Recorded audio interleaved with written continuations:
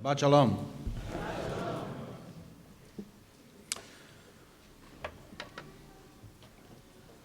As the American Jewish community has marked this Shabbat as one of solidarity with Israel, allow me to make some comments about events of the past days. Words are important. They not only describe, they clarify and point us in life's directions. Orwell wrote that if language corrupts thought, thought corrupts language. To describe murder as violence or lies as competing versions of events distorts and confuses. I suppose there's a certain cold accuracy to describe what has been unfolding in Israel as a cycle of violence. On one level, it's true. There is a cycle of assaults and reactions to assaults. But there is dishonesty and corruptions in such descriptions. What is unfolding in Israel is a campaign of terror and incitement from the Palestinian community against Israeli Jews. It is murder, not violence.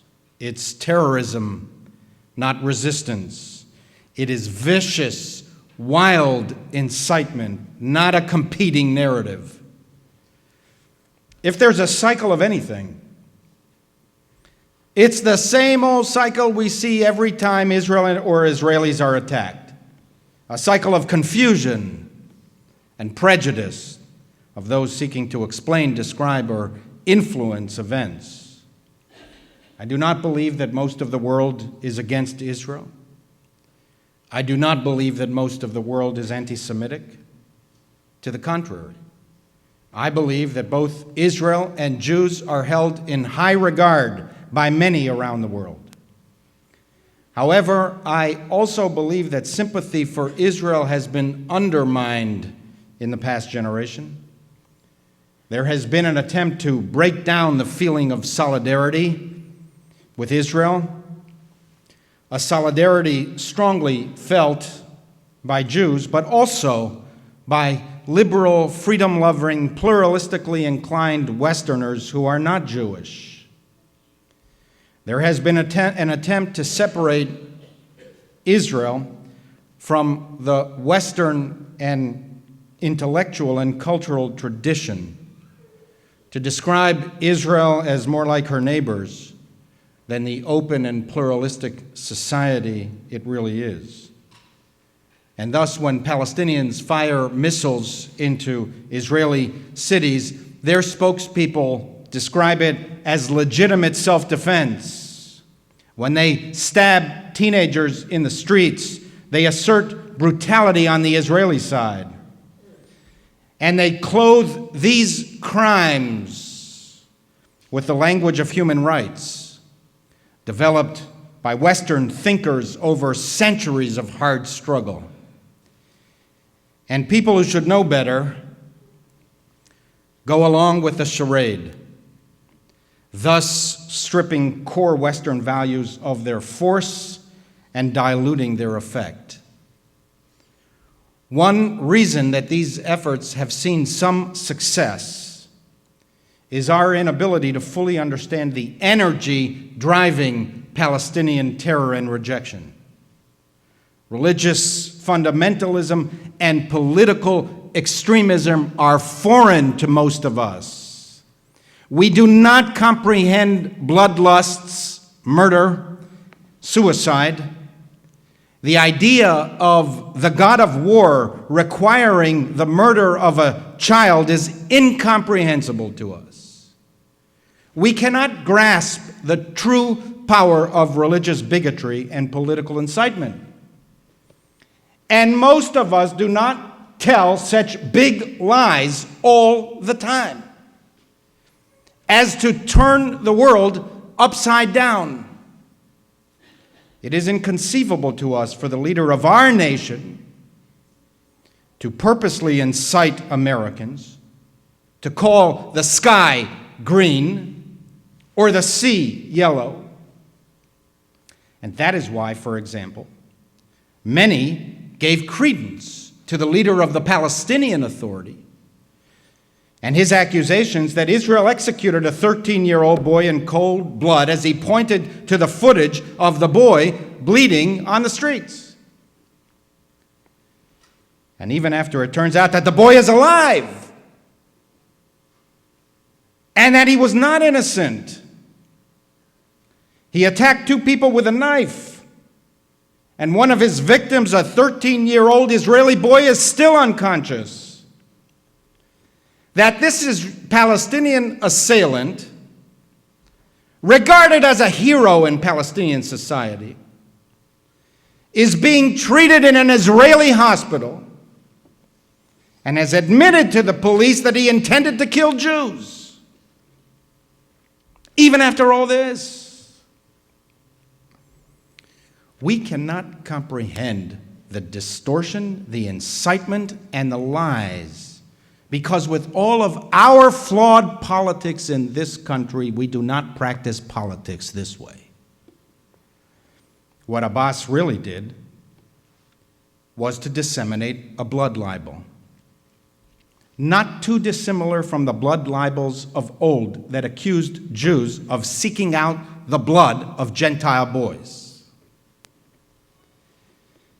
By the way, anyone who really wants to learn about the true nature of Israeli society should spend a day at 3 random Israeli hospitals in 3 random cities. I had occasion to spend a week last summer in a Jerusalem hospital, an Orthodox hospital. What may surprise you is the huge number of Palestinian patients treated by Jewish and non-Jewish doctors. There is no distinction. There is complete equality. Often the lives of Palestinian terrorists are saved by the very doctors who lost the struggle to save the Jewish victims in adjacent rooms. Because our mindset and political culture are so different. Even those who should know better, let alone those who are enslaved to an anti-Israel conception, often view events in Israel in a manner that they would never hold closer to home. When Israel makes a mistake in battle, they call it a crime against humanity. When the U.S. Air Force bombs a hospital in Afghanistan, it is called a mistake. Even diplomats are not immune. Reacting to Israeli security forces and citizens who neutralized knife-wielding attackers, the State Department cautioned about reports it received of the use of excessive force, which is a bit rich in a year when we have been roiled by the very thing on the streets of America. Don't you think? Israeli lives matter too. This debate about the use of force is a bit surreal. Of course, it is a legitimate issue, but it is not the predominant issue now. Go up online and watch real-time video of some of the knifings and axe-wielding attacks and try to determine for yourself what you would do. A central element of morality is to put yourself in another's shoes. So try and do that.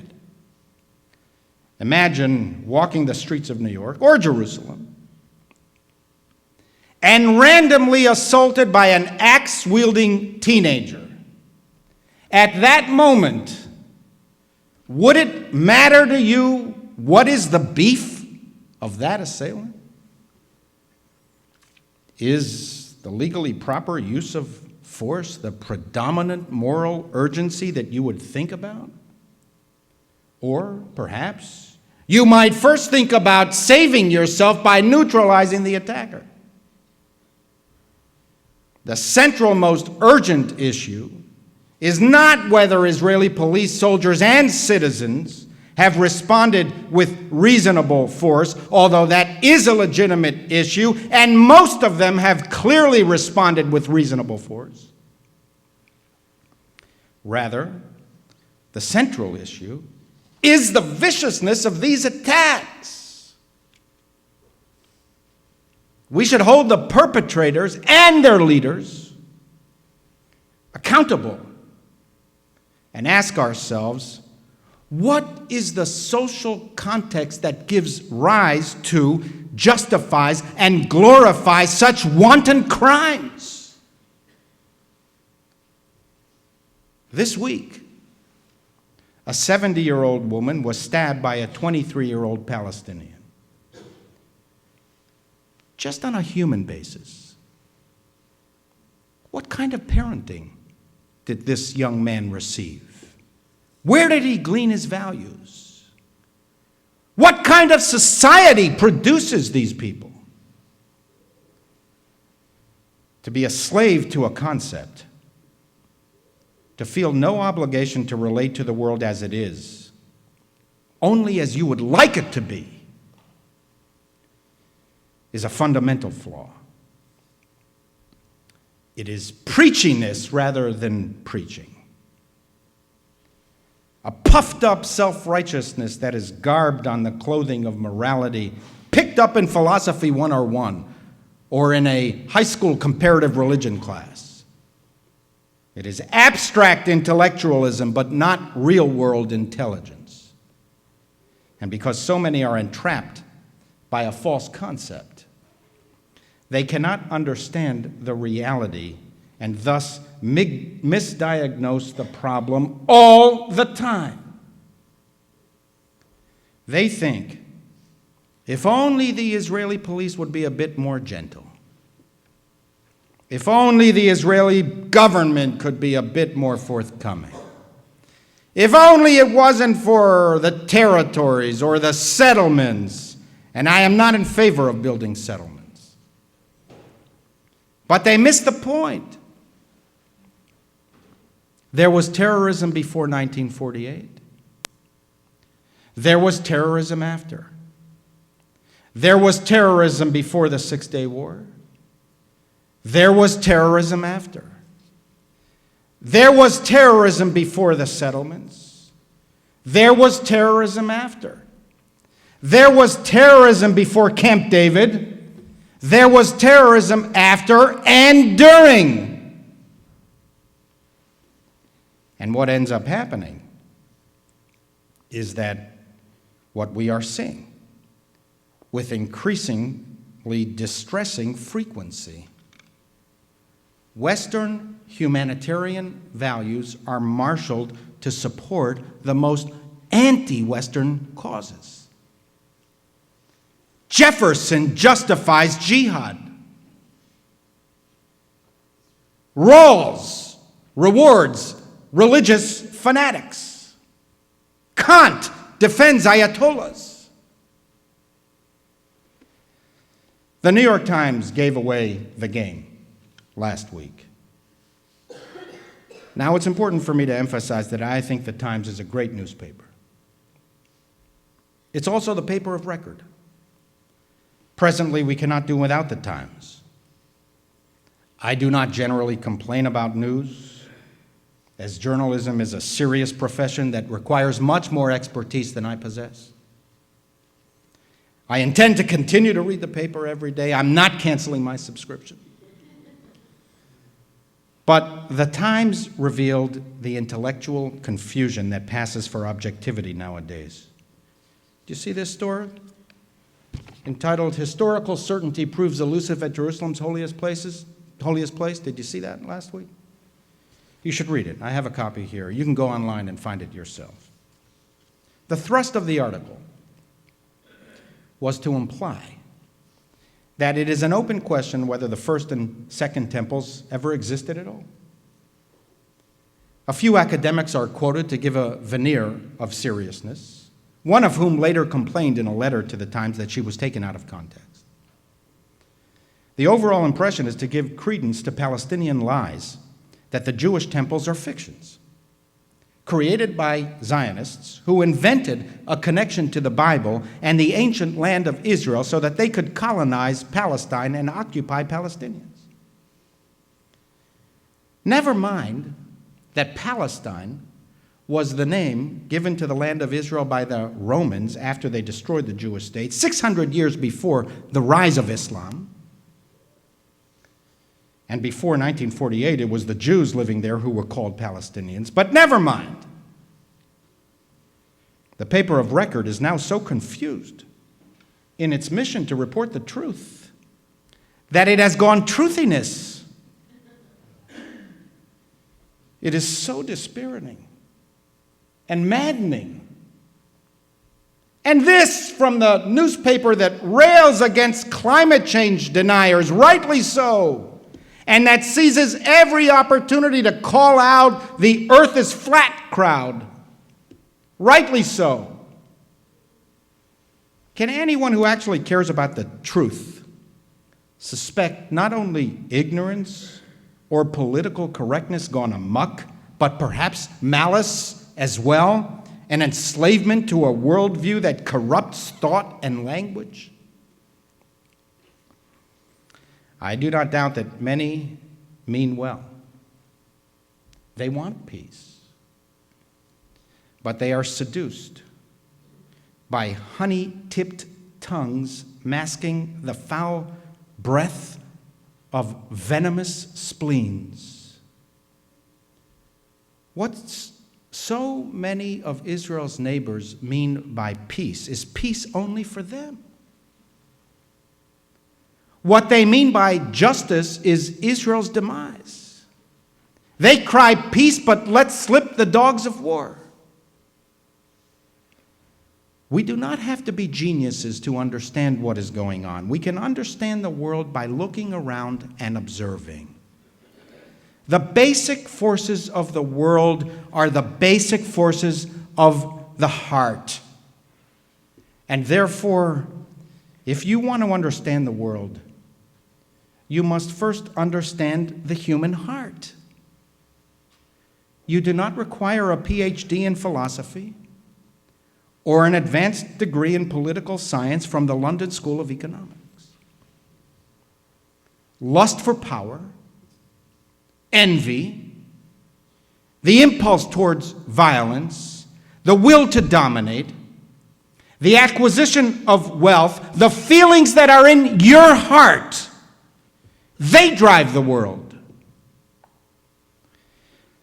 But fortunately, the yearning for peace, the simple aspiration for security, a roof over your head, 3 square meals a day, compassion, love, friendship, and decency, these feelings are also in your heart. And they too drive the world. And so there is hope. There is always hope. Judaism is about hope. The national anthem of the Jewish state is called hope. I do agree that everything is part of a larger context, and that political context nowadays is awful. There is no peace horizon. Israel, too, has made many mistakes, and many Israelis live under a dangerous conception that the Palestinians will simply disappear. There are Israeli extremists as well, and this disgusting phenomenon seems to be growing. Perhaps Israeli diplomacy could have been more forthcoming in putting forward a 2-state solution. But Palestinian behavior is so at odds with their stated desire for a 2-state solution that I think most progressive Jews and Israelis are now convinced that the dispute is not rooted in territorial claims. These can be bridged. We have been mistaken about this. Rather, the root cause of this dispute is what it always was: the terrible realization for people like me that what drives Palestinian diplomacy is a denial of Jewish claims to the land of Israel. Hence, it is so important for them to cast doubt about Jewish history. Palestinians believe there is only one legitimate national movement, theirs, and that Israel is a colonial power imposed on them by the West, and like all colonial powers, will eventually disappear. Many of their Western supporters believe this too. Moreover, Palestinians believe that Jews are not a nation at all, but simply a religious community, and therefore Jews have no right to self-determination in the first place. This explains their rejection of 3 peace proposals by 3 center-left Israeli governments in the past 16 years. And this mindset of victimhood licenses, in their eyes, and in the eyes of their supporters, any atrocity, any outrage, and any act of violence. Everything is Israel's fault. Palestinians are always the victims. Even when a teenager attacks a grandmother with an axe, it is the teenager who is the victim. Israel's very existence is the original sin. Spilling Jewish blood is the purification of the original sin. Presently, I believe, and I believe that most Israelis believe, that the Palestinians do not seek to live in peace side by side with a Jewish state. They do not aspire to a 2-state solution. They seek to dismantle the Jewish state, and diplomacy is simply the strategy half of them have chosen to accomplish this aim after decades of terror. As long as the preponderance of Palestinian society and its leadership holds these views, permanent reconciliation is impossible. Those who truly want a 2-state solution need to find a way to shake the Palestinians out of this mindset. If all they do is raise faux questions about Israel's use of force in self-defense, they diminish Palestinian incentive to change. And until they change, there can be periods of relative calm, but not a permanent peace. And I say this as one who believes in peace and personally would be prepared to relinquish much for the sake of peace. Peace, not peaciness. True peace. The peace of the brave. The peace of the strong. The peace that Judaism always placed at the center of human aspirations. The entire Torah is for the sake of peace, wrote the sages. The whole Torah was given to promote peace in the world. Seek peace and pursue it. Peace. Peace to the distant and to the close.